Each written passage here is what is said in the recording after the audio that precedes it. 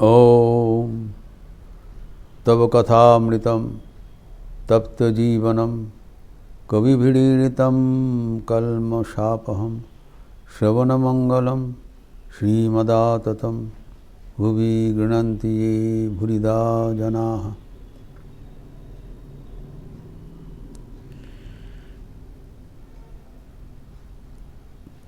एक भक्त प्रश्न किया था ठाकुर को, संसारियों को क्या उपाय है। ठाकुर संक्षिप्त रूप से बता दिया, साधु संग, ईश्वरीय बातें सुनना। अभी प्रश्न होता है, ये इतना थोड़ा सा जो समाधान बता दिया, उससे इतना महान जो बीमारियां है, समस्या है, कैसे इसको समाधान हो जा सकता है।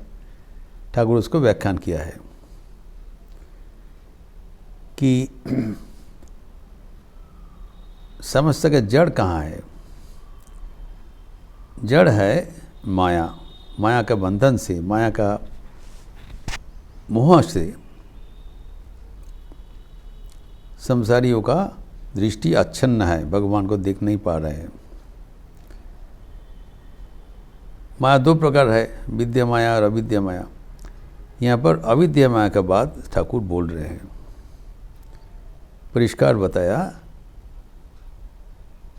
कि कैसे ये काम करता है साधु संग। न संसारियों को मानो वो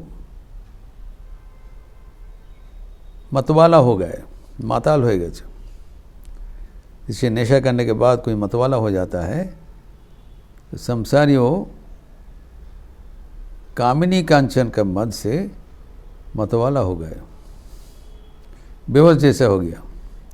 होश नहीं है, क्या करना उचित है, क्या करना अनुचित है, क्या लक्ष्य है, क्या कर रहे हैं, कहाँ पर जाओगे। वो कामिनी कांचन से वो फंस गए। The worldly people are intoxicated with lust and wealth. Either Kamini or Kanchan or both. इंद्रिया शक्ति अथवा अर्थ के लिए आसक्ति अथवा दोनों ही। कामिनी और कांचन तो अलग चीज़ है, लेकिन दोनों ही आसक्ति पैदा कर देता है। और साधारणतः दोनों सहवास करता है। कांचन में आसक्ति फिर कामिनी में आसक्ति लाता है, कामिनी में आसक्ति कांचन का प्रयोजन होता है। इससे उनका दृष्टि अच्छन्न हो गया। तो ठाकुर उदाहरण दे रहे हैं, जो जब मतवाला हो जाते हैं उसको नशा छुटाने के लिए चाल धोआनी जौल खवाते हैं। भात का पानी थोड़ा थोड़ा देने से वो धीरे धीरे फिर नशा चला जाता है। If A drunkard is given rice water, gradually his intoxication becomes over.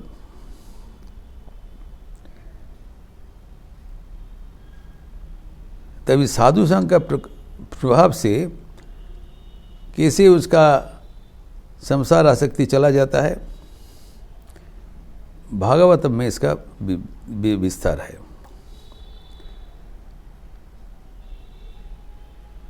Narayan का अवतार कपिल मुनि, वो अपने माता देवहूति को बताया कि संसार में अगर कोई साधु संग करे तब साधु संग का प्रभाव से उनको भगवान का लीला कथा सुनने का अवसर मिलता है, सुयोग होता है। और भगवान का लीला कथा सुनने से उनको ईश्वर के प्रति अनुरक्ति बन जाता है। एंड ईश्वर के प्रति अनुरक्ति ही उसका एंटी एडिक्शन ड्रग है। संसार आसक्ति का जो मद है उसको छुटा देता है, तो नशा है उसको छुटा देता है। तो ईश्वर में अनुरक्ति ही संसार में आसक्ति का दूर करने के लिए सक्षम है। वही चाल ध्वनि पानी है, भात का पानी है, और वो साधु संग का प्रभाव से होता है। इसीलिए ठाकुर बताया साधु संग का मतलब ईश्वरीय बातें सुनना। Main thing is the discussion and thought of God, जिसे हम ठाकुर के जीवन में देखते हैं, is always immersed in the thought of God, the words of God, जिसको कथामृतम कहते हैं। जितना हम सुनते हैं तो धीरे धीरे ईश्वर के प्रति हमारा अनुरक्ति पैदा हो जाता है लीला कथा सुनने से, और इससे हमारा संसार का जो नेशा है, कामिनी कांचन का मद है, छूट जाता है। और ये इतना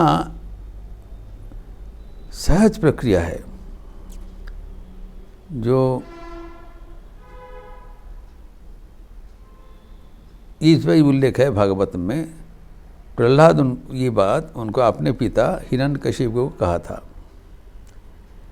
हिरण्यकशिपु को प्रहलाद ने कहा था कि साधु संग का माध्यम से जितने आसानी से मन भगवतमुखी होता है, उतना आसानी से और कोई भी प्रक्रिया से नहीं होगा। पुरस्चरण, जाप, ध्यान, तपस्या जो भी कुछ कर ले, साधु संग के माध्यम से जैसे जल्दी हो जाएगा। इसे शॉर्टकट ठाकुर बताया, शॉर्टेस्ट कट, सब छानबीन करके ठाकुर बता दिया। वही प्रहलाद बता रहे हैं अपने पिताजी को, और किसी उपाय से नहीं हो सकता है। फिर दूसरे जगह में श्री कृष्ण अपने मित्र उद्धव को कहा था, देखो उद्धव, इस साधु संग का प्रभाव से जैसे विषय शक्ति छूट जाता है, मेरे प्रति अनुरक्ति होता है, ये और कोई भी उपाय से नहीं हो पाएगा। कोई उपाय कर लो। तो साधु संग का प्रभाव सब शास्त्र में चारों ओर वर्णना किया है। ठाकुर यहाँ पर इस प्रसंग का आगे विस्तार करते हैं, बता रहे हैं। तबे सद्गुरुर काछ থেকে उपदेश নিতে হয়।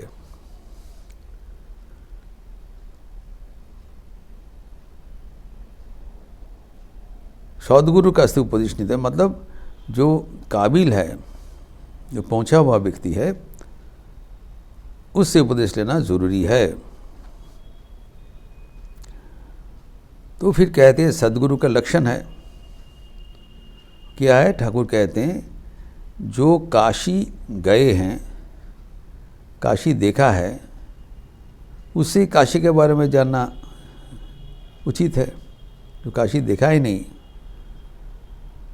तो कैसे काशी के बारे में? थियोरिटिकल होगा, प्रैक्टिकल तो बताया नहीं। अंधे नहीं वो नियमाना जाता अंधा। एक पहुंचा हुआ व्यक्ति ही उस जगह का संधान दे सकते हैं, उसके बारे में कुछ बता सकते हैं। अर्थात अनुभूतिवान जो व्यक्ति है, उससे ही उपदेश लेना जरूरी है। जार संसार अनित्य बोले बोध হয় নাই, तार काছে उपदेश निते নাই। ठाकुर कहते हैं इस प्रसंग में, जो व्यक्ति ईश्वर को दर्शन कर चुके हैं तो जान लिया कि ईश्वर ही एकमात्र सत्य है, कितने प्यारा है, वो व्यक्ति अभी कभी संसार में नहीं फंस पाएंगे। It's impossible for him.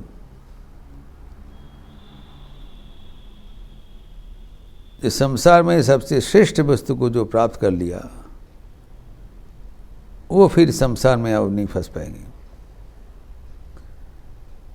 जो मिश्री का शरबत पी लिया वो और चीटे गुड़ का पाना नहीं खा पाएंगे, उसकी रुचि नहीं होगा।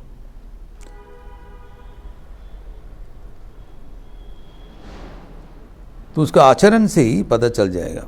इसीलिए हमारे शास्त्र में इसको कहा जाता है, इन लोग को आचार्य, आचर्यति इति आचार्य। उनका आचरण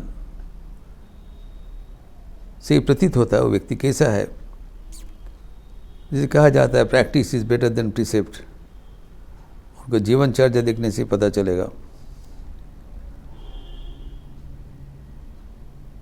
इस कारण ठाकुर कहते हैं, तो अन्यत्र कहा है, चैतन्य देव इस कारण संन्यास लिया, उनका लेने की जरूरत नहीं है, वो तो भगवान का अवतार है, त्याग की शिरोमणि है।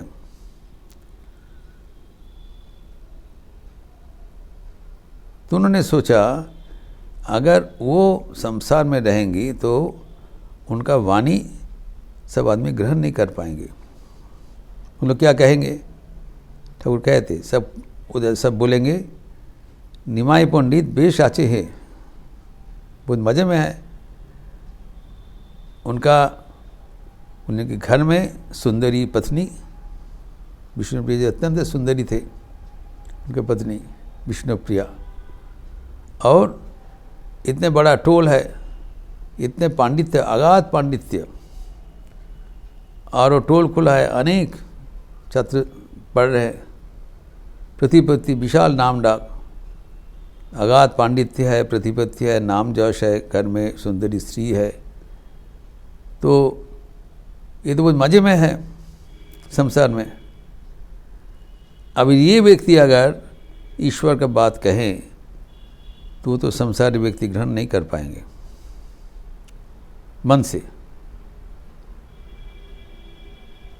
वो कहेंगे ये तो गुड़ खाने वाला आदमी है और गुड़ नहीं खाने के लिए उपदेश दे रहे हैं, उपदेश कार्यकरी नहीं होगा।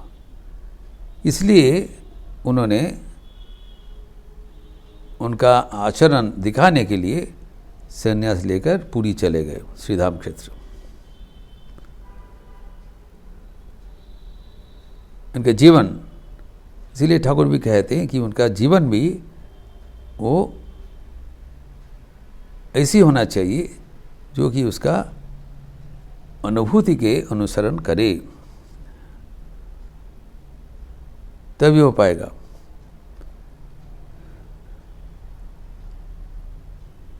तो ठाकुर का जो ये बात है, जो साधु संग करना चाहिए एवं वो जो सदगुरु का उपदेश लेकर आगे बढ़ना चाहिए, ये भी ठाकुर कहते हैं। सदगुरु जो बोलेंगे उसको उपदेश लेकर आगे चलने से, और वो पहुँचा हुआ व्यक्ति है, और भगवान के चरणों में आंतरिक प्रार्थना होना चाहिए ताकि वो हमारे मन को भगवतमुखी कर दें। अभी प्रश्न होता है जी, जो सदगुरु का बात ठाकुर बोल रहे हैं, जो हमें आगे बढ़ा देंगे, तो हमें कैसे पता चलेगा, कहाँ से मिलेगा? इसका उत्तर है, अगर हम व्याकुल होकर भगवान के चरणों में प्रार्थना करें, हम कैसे उसको प्राप्त करेंगे? तो भगवान ही कृपा परवश होके वो सदगुरु को हमारे पास भेज देंगे। स्वामी विवेकानंद कहते हैं कि भगवान का कृपा will knock on your door, खटखटाकर आपका दरवाजे में उपस्थित हो जाएंगे, आपको बुला लेंगे। कैसे गुरु कृपा मिलता है?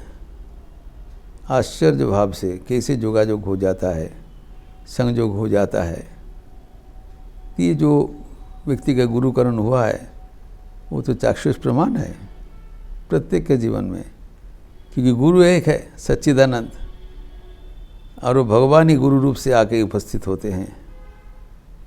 अगर हम व्याकुल होकर भगवान को प्रार्थना करेंगे तो ज़रूर वो सत्संग हमें प्राप्त होगा। जैसे शंकराचार्य ने कहा है, दुर्लभम त्रयमेव एतद् देवानुग्रह हेतुकम मनुष्यत्वम मुमुक्षुत्रम महापुरुष संशय। तो महापुरुष संशय हमें चाहिए होगी। जब तक महापुरुष का संशय नहीं होगा तब तक हमारे जीवन अधूरा रह जाएगा।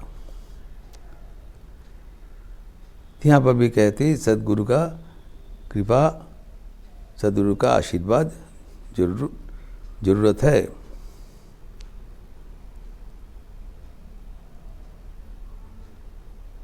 इसीलिए नारद भक्ति सूत्र में कहा गया है, एक प्रश्न किया है, कस्तरति माया, कौन माया को अतिक्रम कर सकते हैं? माया को अतिक्रम करना एक को असंभव है, अलंघनीय है। तो नारद उत्तर दे रहे हैं, जस संज्ञा त्यजति जब महानुभवम सेवते, जो आसक्ति त्याग करते हैं एवं जो महानुभव का, जो महापुरुष का, साधु का सेवा करते हैं, साधु संग करते हैं, साधु का सेवा अर्थात जो साधु संघ का जो 3 बताया कि कैसे साधु संघ का हमारा जीवन उपलब्धि करेगा।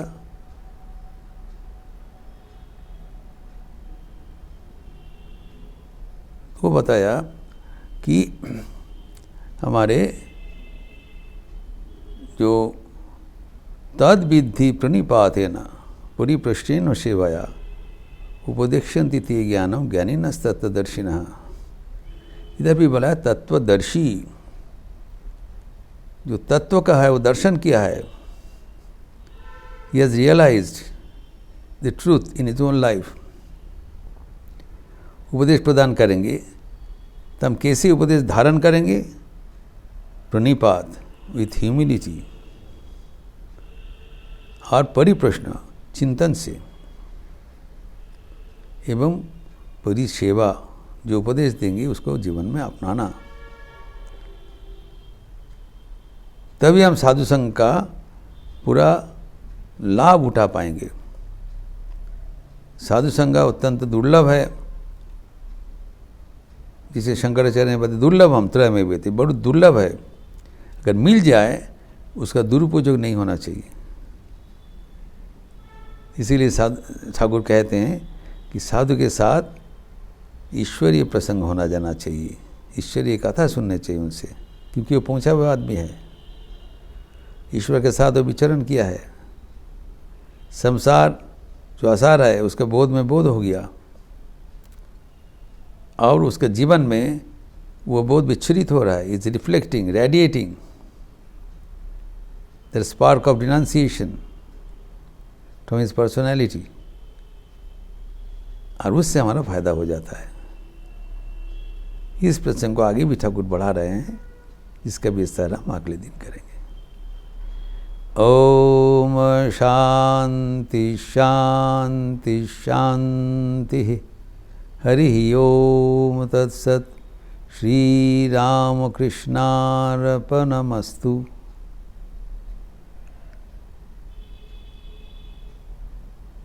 आज शिवरात्रि के पर दिवस